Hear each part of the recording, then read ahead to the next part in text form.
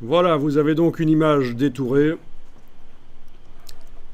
par une méthode qui fonctionne dans tous les cas, mais qui n'est pas la meilleure dans tous les cas. Je vous avais dit, hein, si vous avez affaire à des cheveux, pas des chevaux, hein, des cheveux, des arbres, des voitures super nettes, des aspirateurs, il y a des techniques meilleures et adaptées. Mais ça, c'est du Photoshop. Moi j'avais déjà enregistré cette. Alors, on va dans InDesign et vous allez sur une de vos pages, peu importe laquelle. Est-ce que vous voyez que sur le bord de la page, il y a toute une zone, c'est ce qu'on appelle la table de montage.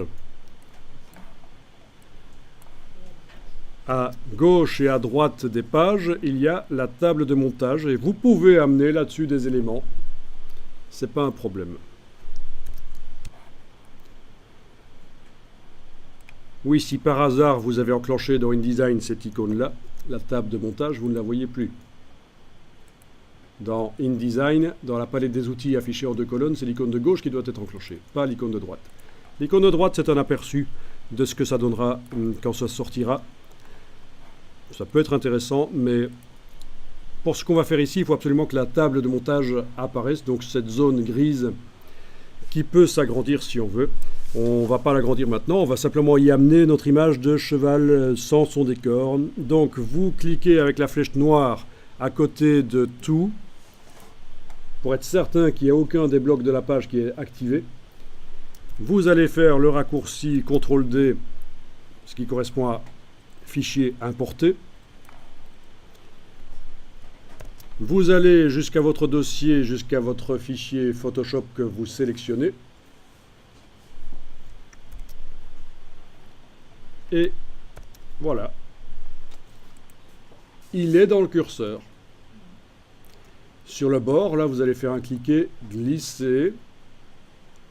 Et voilà votre cheval sans son décor. À partir de là, en fait, les éléments, c'est comme dans Illustrator, ils s'empilent au fur et à mesure de leur arrivée sur les pages. Donc, ce bloc est supposément au-dessus des autres. Si vous le déplacez avec la flèche noire, vous voyez qu'il est au-dessus des autres. Il s'empile. Évidemment, si vous double-cliquez avec la flèche noire quand le bloc est là, vous passez en édition du contenu. Et si vous déplacez, le bloc ne se déplace pas, c'est son contenu qui se déplace. Et c'est la cata. CTRL-Z. Clique à côté, clique une fois sur le bloc. C'est bien le bloc et son contenu qu'on déplace. Et voilà. Et vous avez réussi à faire de la mise en page. Donc de la mise en page avec des objets qui sont détourés.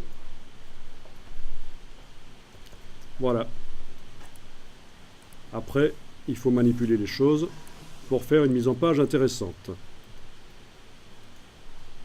Mais c'est vraiment intéressant de faire ça parce que par rapport à un document Word, évidemment, c'est le point fort de InDesign, c'est de pouvoir faire ce genre de choses. Faire ce genre de choses avec des décors qui disparaissent, c'est typique de ce qu'on voit dans les magazines en fait. Hein. Je suis juste en train de manipuler les blocs et de faire une mise en page. J'ai agrandi un bloc sur toute la page. J'ai demandé objet, ajustement, remplir le bloc proportionnellement. Je clique à côté pour le désactiver, je reviens travailler sur celui-là, etc. Donc vous connaissez le principe, je pense que là ça va aller pour manipuler les choses. Flèche noire pour recadrer.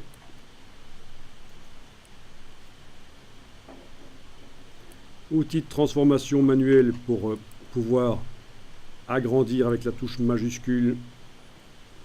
Voilà. Ça va? Est-ce que vous arriverez à faire ça? Testez un peu. Juste positionner les blocs l'un par rapport à l'autre pour que ce soit pas trop nul comme mise en page, quoi. Mais évidemment, ça reste très basique. Hein. On est d'accord que ça reste extrêmement basique. Ah ben oui, celui-là, si j'essaie de le placer là, il est derrière parce que c'est le premier qui est arrivé. Ah, ok. Bon, j'ai toujours objet disposition premier plan, si je veux. Objet disposition premier plan, il est renvoyé au premier plan. Et en fait, pourquoi est-ce qu'on doit le mettre dans la zone grise? c'est pour ça.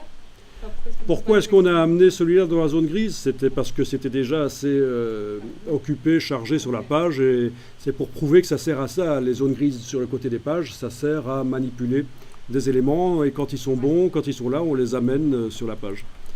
C'est pour ça qu'on appelle ça une table de montage. Ça correspond à ce que les imprimeurs avaient quand ils faisaient des montages de leurs formes en métal qui vont servir à imprimer. Ils les préparaient d'abord sur le côté. Donc pour répondre à ta question, en effet, si je voulais la bestiole ici sur une autre page, je sélectionne le bloc, pas son contenu, mais le bloc avec la flèche noire. Je fais un copier ou un couper, ça dépend si je veux laisser l'original là ou si je veux carrément l'enlever. Allez, je vais faire un CTRL X, donc édition coupée, c'est ce que je viens de faire.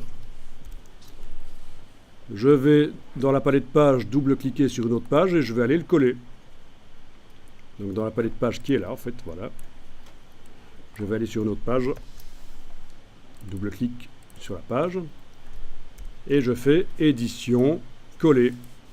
Et ça colle au centre, ça le colle au centre de la fenêtre. Regardez, si je bouge la fenêtre ici, édition, coller. Vous voyez, il arrive toujours au centre de la fenêtre.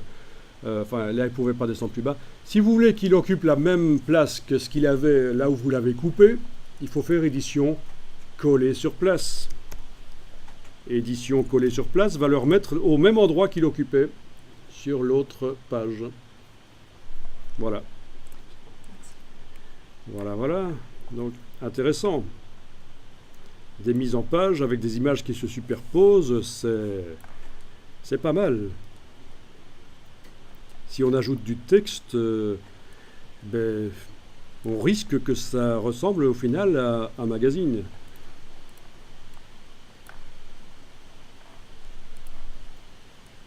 Si vous pensez que c'est lent, vous pourriez passer en affichage, performance d'affichage, affichage standard.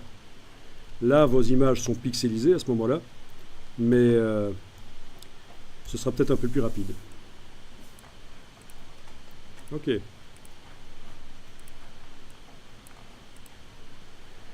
Ça manque de texte, évidemment. Il faudrait mettre du texte pour structurer, mais enfin, en tout cas, le but ici, c'était de montrer qu'on peut extraire un élément de son décor et l'utiliser dans InDesign. Ça fait vraiment partie du travail de mise en page.